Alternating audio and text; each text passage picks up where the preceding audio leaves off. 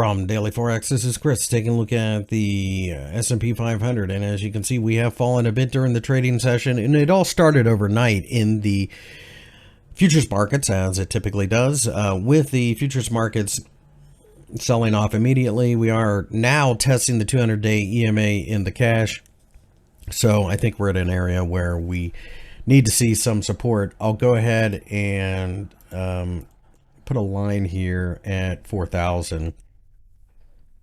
There'll be a lot of interest there.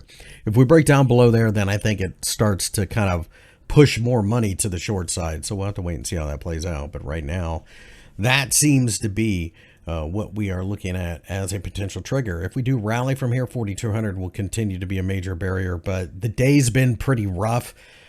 So unless something changes rather rapidly, or the FOMC minutes on Wednesday changes everybody's opinion, we may be in the midst of a pullback.